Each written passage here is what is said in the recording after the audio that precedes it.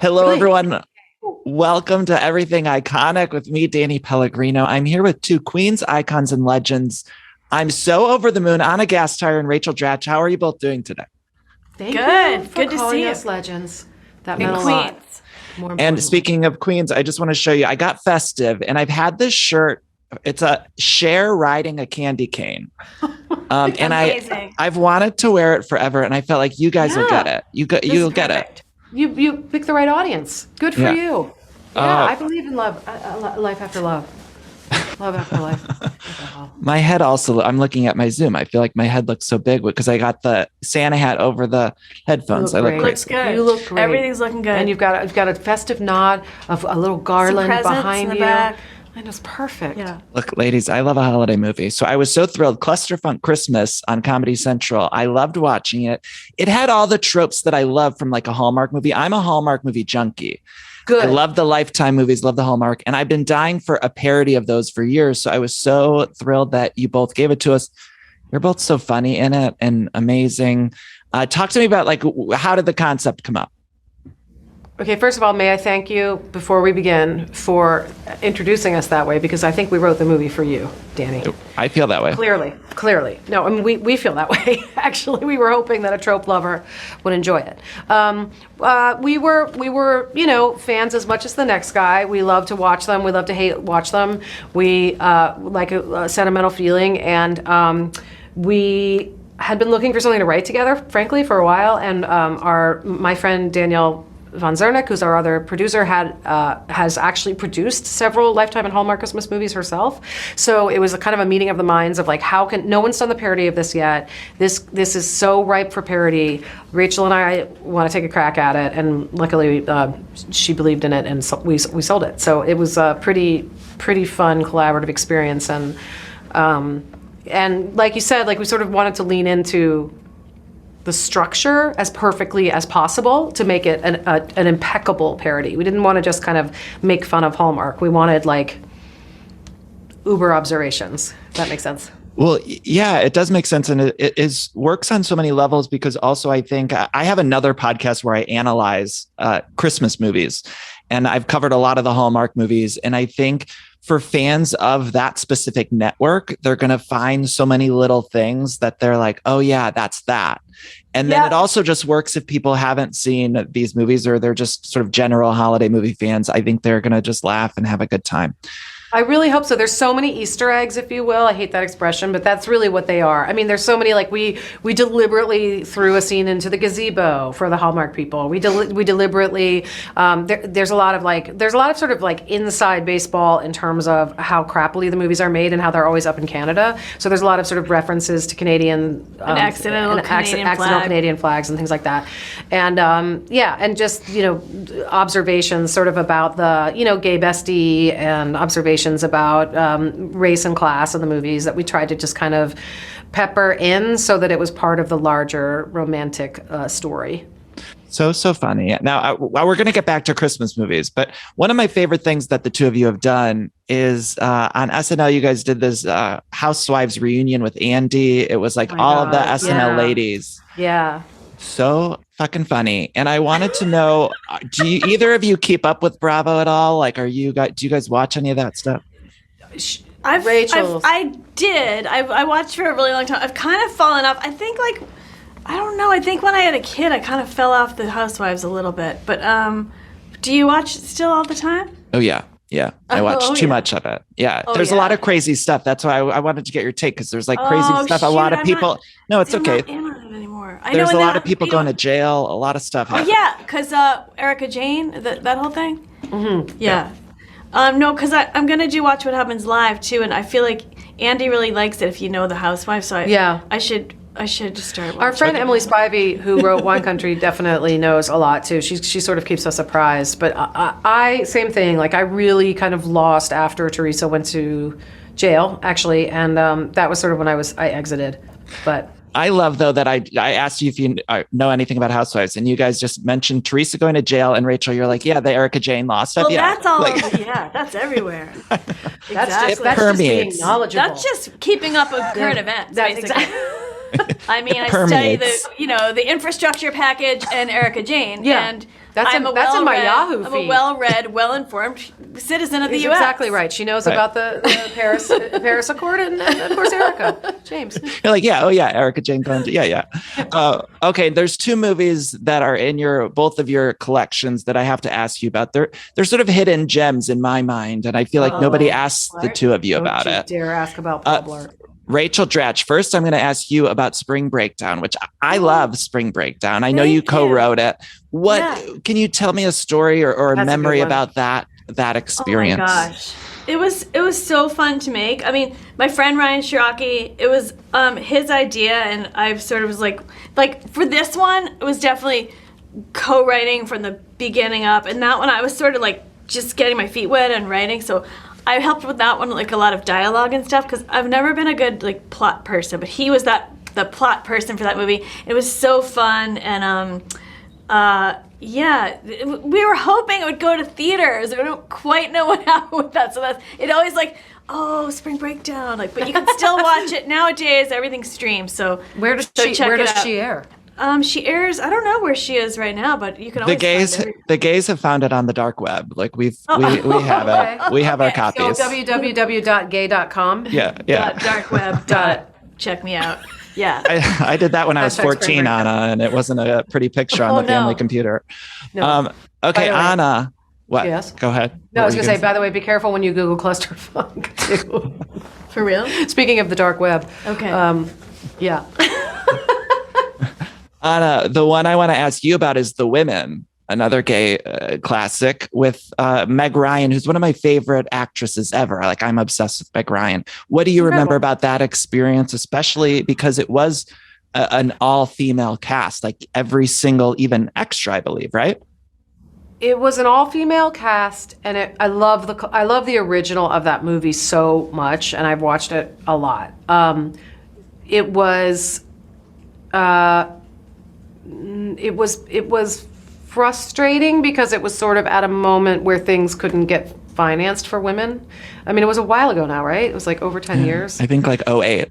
And it took her a really long time to get it financed, and then she finally got it financed, and then it was, everybody just talked about everybody's work on their faces, and so it was a little bit frustrating in that respect. What I remember about it was that I played sort of like the, chippy friend of Eva Mendes, and I do remember being so, like, when you meet a really, truly beautiful person, you cannot stop thinking about how beautiful they are. Like, it's like a little bit Ryan McPartlin in our movies like this. He plays like the good-looking, he's like a Hallmark star and TV comedy star who plays the sort of other love interest in the movie. But he's so symmetrical. And Cheyenne is like this too, Jackson, where you just stare at their face like it's like math, like you're like, I can't concentrate on words because your face is so distractingly symmetrical. Like everything is just and I remember her lip color was the color, like her skin tone to her lip naturally without lipstick is the color that if you were a makeup artist, she was so lovely, but also so beautiful. Like it was just distracting. It was distracting to my craft. You mentioned the conversation being all about like plastic surgery and stuff. And I remember that era was just such a tough time for the industry and particularly women.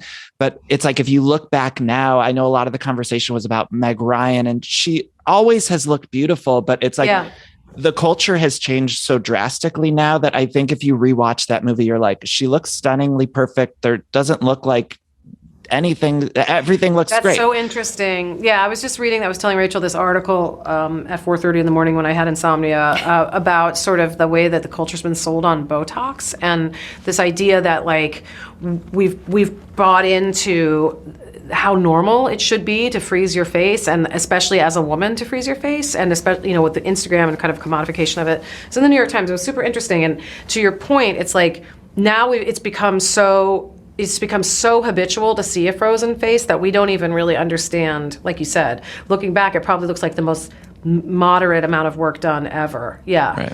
And I'm just going to throw in a little feminist kick here too, which the writer wrote, which I really thought was interesting. She was like, if you think about it, freezing all these things in place is kind of taking away the female mechanism for any emotion at all, like, which is sort of interesting because as you hit the age where you would have wrinkles, you're also sort of set free to like feel whatever the fuck you want and say what you want. And then it's odd that like at the same exact moment we're freezing all of those things on our faces so nobody can tell if we're sad or angry or upset. And that's why in our movie we put on gray wigs and buns. That's right. Ah, you guys, I loved it. To It fully was embrace- so good. And that's why we wore Party City gray buns. Party City wigs. Were they Party City? Were they like but really they- cheap they wigs? may They were as well cheap. They may as well have been. They I'm were joking, not. though. They were Yeah. top shelf, not human hair. Yeah. You know, I had interviewed Rosie O'Donnell recently, and she was saying she always knew she'd age into sort of the Geraldine Page roles. And she's having such a great time sort of fitting into those roles because it's a fun era and age and everything to explore on screen. I don't know. No, it's true. I mean, I think for any character actress, we've been sitting around waiting to be 50 our entire lives. I mean, you know, both Rachel and I, and this is a true fun fact. There was a show called The Real Live Brady Bunch in the 90s where they were like productions of full episodes of the Brady Bunch. It was a huge cult, popular, like all comedy thing. And each of us was in it, and each of us played Alice. And we were like, oh. Well, and I know Amy Poehler played Rachel McAdams' mom in Mean Girls. Oh, yeah, Mean Girls, yeah. And you, Anna, were Lindsay. It's like the age difference was probably nothing, but it's like crazy. Yeah, something. Okay, we got to talk about Christmas movies, though. So, do you guys have a favorite? Feminism. Pass. No, I love it. Pass. I could honestly, we could do a full hour on this because I love it. But do you guys have a favorite Christmas movie of all time? Oh, I religiously watch White Christmas, and I religiously watch The Grinch, and I religiously watch It's a Wonderful Life every single year. More recently, we watch Christmas Story, I would say, with the kids, and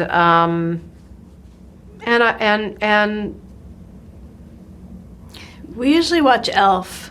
Oh, that's so cute. And It's a Wonderful Life. I love it, but I almost like I don't want to go on the emotional journey of it. Yeah, so I'm like, I feel the I same. see it there. I'm like, I got this, and then I don't watch. I watch it every year. Right. But also, it's my dad worked for the savings and loan industry, and we owned it as a family because it has the best representation of savings and loans of any film. I don't know if you remember the whole scene. I mean, literally, that's why we owned it. Like, talk about the wrong emotional message of the movie. That's what people remember, though. Anna, you mentioned Remember when The they try to Grinch. get their money back when the building and loan closes, and he's like, I can't give it to you. It's in so-and-so's house. That's my dad was like, this is the best representation. That's This why we is owned it. Yeah. Um, Why? What's um, your favorite Christmas movie? I love Home Alone. You mentioned The Grinch, though, and I love The Family Stone, too. It's like a newer favorite. Oh, yeah. And Christmas Vacation to me is like hilariously fun. I love Christmas Vacation. And Love Actually. Yeah, Love Actually. Wait, you mentioned The Grinch, though. You mean the original animated, not the Yes. Jim Carrey one, right? Yes. Have you seen the Jim original. Carrey one? No, I mean, everything I've about seen it. a little bit. Okay, Rachel, give it to me. It's unhinged, right? Yeah, I mean, I think because I'm so attached to the original animated thing.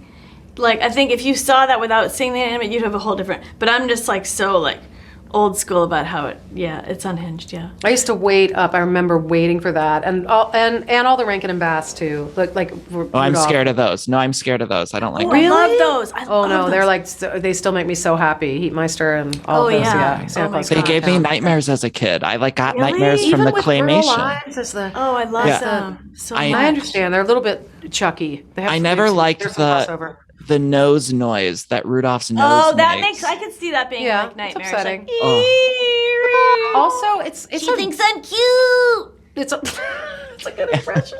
And the gay Oh, dentist. I got to slip my Rudolph impression every. Because they're gonna do the live thing action. we've done They're gonna for do the live press action on next this. year. She's I'm trying to just get in. angling for that one line. Yeah, this she is thinks it. I'm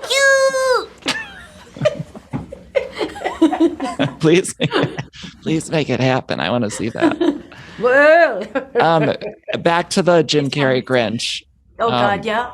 I just have to say that there's like a little baby Grinch that is also nightmare inducing. Yeah. It's like, and people, I just Yes. discovered this last year, people on Etsy make the baby Grinch. You guys have to look it up. I know you guys have a lot of Okay. press, I'm sure, doing today, but find some time to look up on Etsy, people who make the baby version of the Grinch from the Jim Carrey Grinch. And they sell them for upwards of $500, $600, but they're dolls and they're That's not. I don't mean to be this guy, but that's not money well spent. I don't think that's going to appreciate over time. It's just my sense. It's just my sense. What do you think is there a Christmas movie that you hate? I know I hate to talk about what we hate, but like, is there one that comes on or something? Like I said, I hate the claymation thing. Is there one that for you guys is just like, that's a no? Upsetting? I can't think of one. Yeah, offhand I can't either, though I'm sure they're there. I don't love, like, just personally, I don't love the ones that fall into like hostile territory surrounding Santa. Like, I like my Christmas pretty heartwarming. Oh, you mean like a bad Santa? Yeah, like I don't like drunk Santas and things like that. Yeah. It sort of brings me down. You know, that's just not my genre. But you know, again, I'm not a straight white male, Right. so there's that. Said with love and deep respect. And thank God. And thank God for that. Well, but I don't know. I mean that. Yeah. But I mean that's not. That's not interesting. Yeah. What about music? Anna, You know what one? I find Little Drummer Boy to be a real snooze. I don't know that one. It's a snooze. You probably I saw like it the and fell song. asleep. I like the song. God, That's I why find you the don't remember song it. to be I a have no gift to bring. Have you guys? You have to also look this up. I'm giving you a list of things to look up. Look up Jessica and Ashley Simpson singing "The Little Drummer Boy" on the holiday special from 2005-ish. Oh my God! It's important. You It's are important. Speaking my language. All right. It's important. It's a lot of Have like you seen? Ashley Simpson with the dark hair singing "I Am a Poor Boy Too" is like some of the best thing you'll ever see.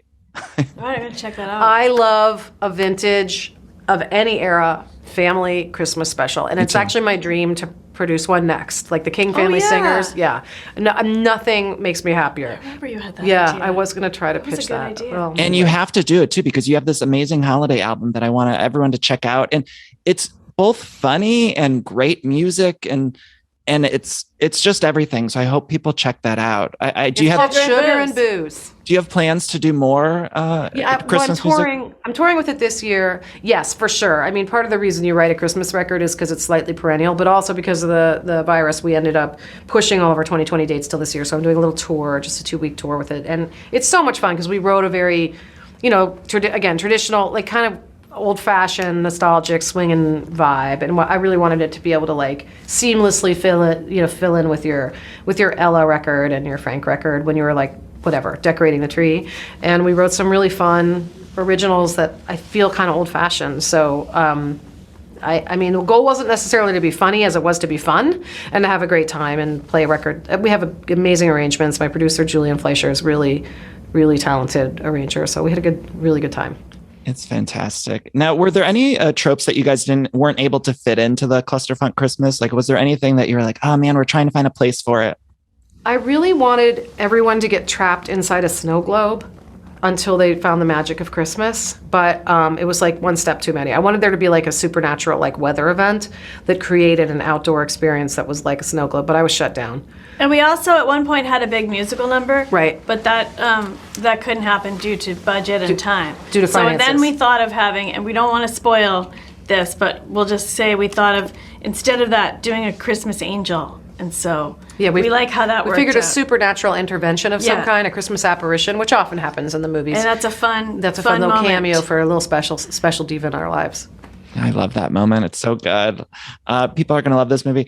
Do you guys still have the SNL ladies group text? I know this is sort of like a lore for people like myself. Like, what's going on with this group text? People in your community? Yeah, we're very aware of it and love it. We certainly do. We still chat. Every day.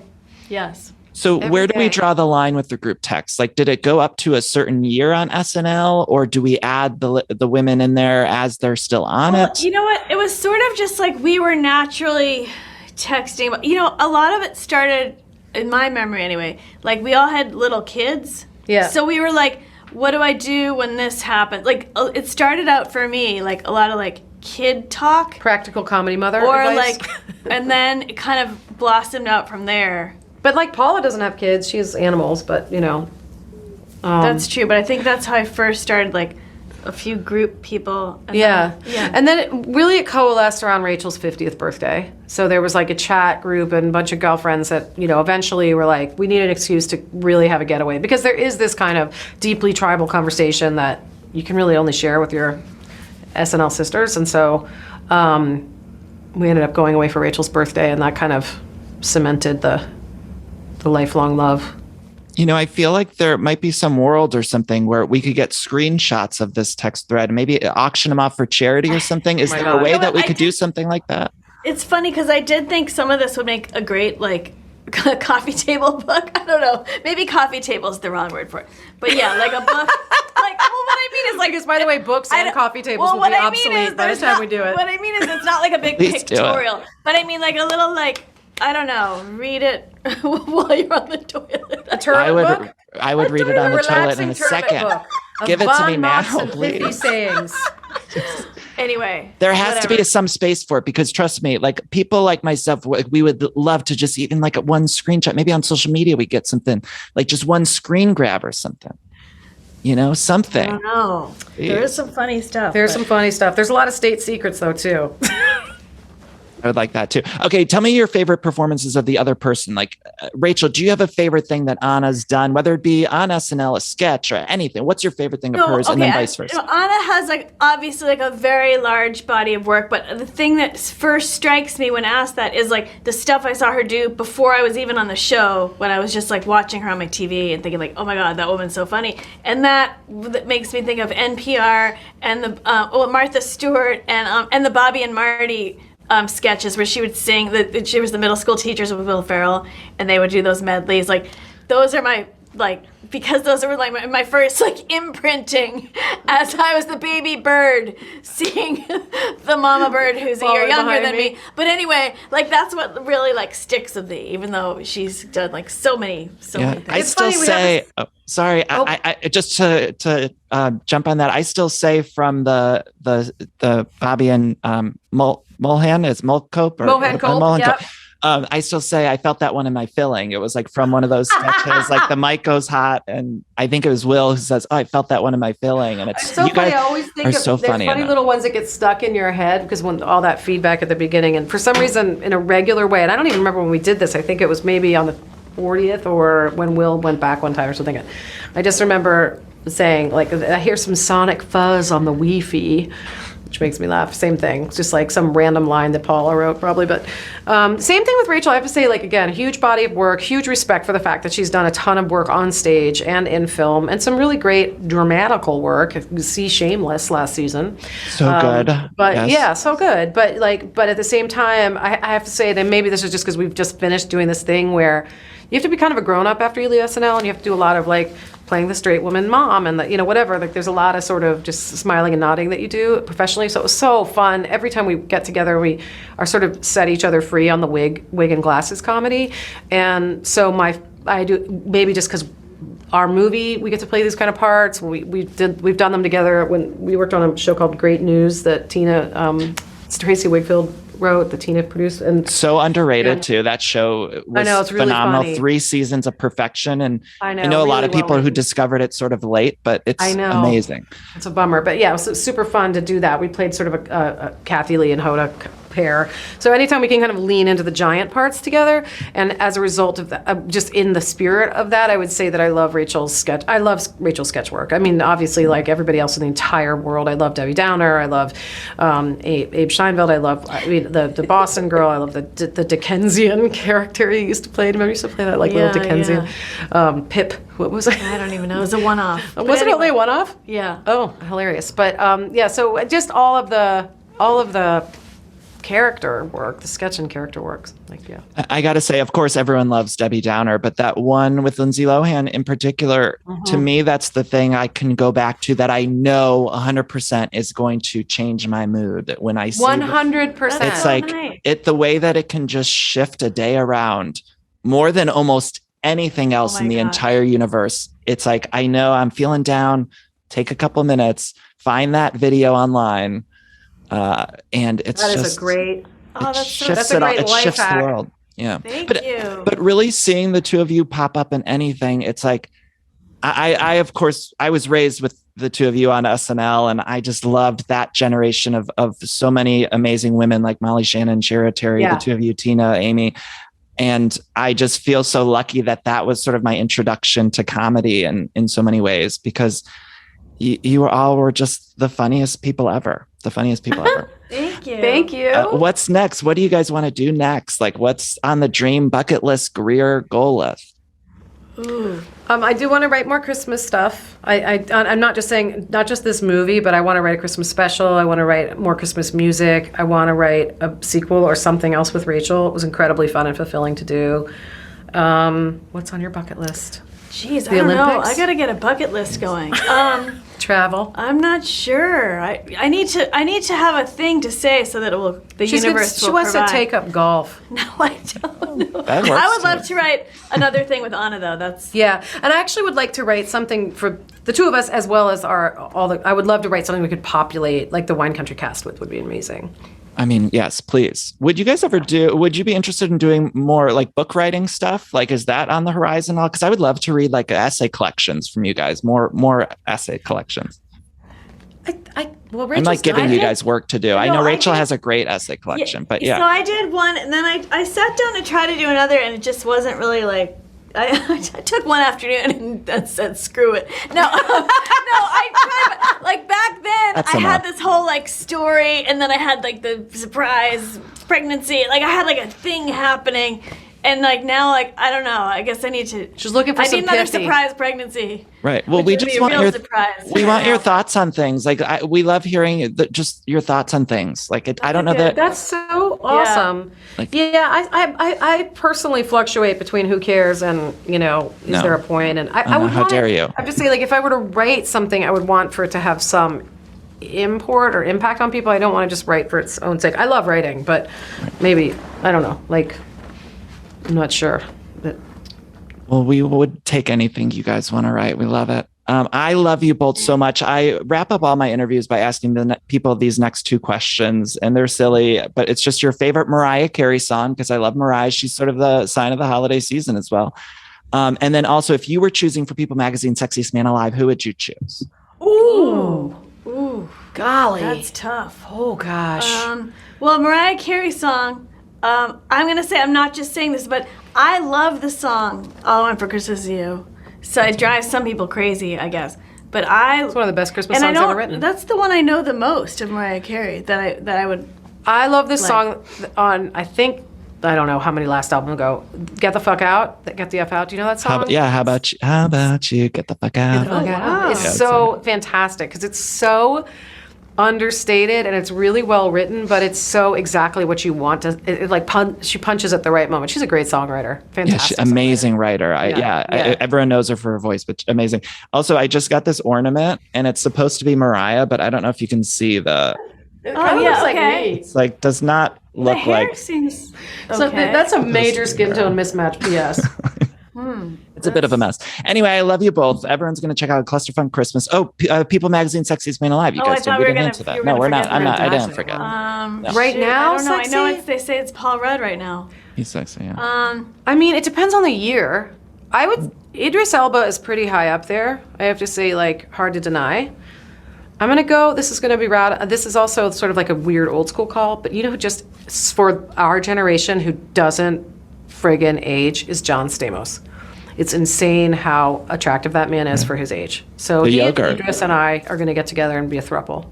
I love that. Rachel. I'm just gonna punt and I don't know. I'll just join in their throuple and I don't know. We'll just have an awkward double date. I don't really have an answer. Clusterfunke Who's your call? Christmas. Who do you say? I like a Chris Hemsworth, Idris Elba, of course. Michael B. Jordan, I think, was maybe a couple God, years ago yeah, or something. But to me, he's just like, oh my God. Yeah, those are the ones that immediately come to mind. I think Paul Rudd is sexy too. Channing Tatum, I know I love Channing Tatum. Like, to me, he's got the sex appeal. When I watch Magic Mike, I'm like, the way he moved in that movie, it was just revolutionary to me. And he's kind of funny. You have to Yeah. be a little bit funny. Yeah, he's like goofy. And do you remember the Sony hack? Like the emails leaked. I always think about his emails. I saw some website where his emails were there and they just seemed so nice and fun. Like it was like all exclamation points. And he's like, yeah, we're killing it. And like I was like, he seems like just a lovely, nice man. Like upbeat. I love it. Yeah. That's not going to happen in our Sony hack. Yeah. What evil emails. I love you both. I'm going to let you go. Clusterfunke Christmas, December 2nd, Comedy Central. I can't wait to see the sequel. I need it right now. So go get right into it. I'm sorry to put that on you. And everyone watch Spring Breakdown. Oh, thank you. Throw that in there too. Thank you. Merry Christmas. Merry Christmas.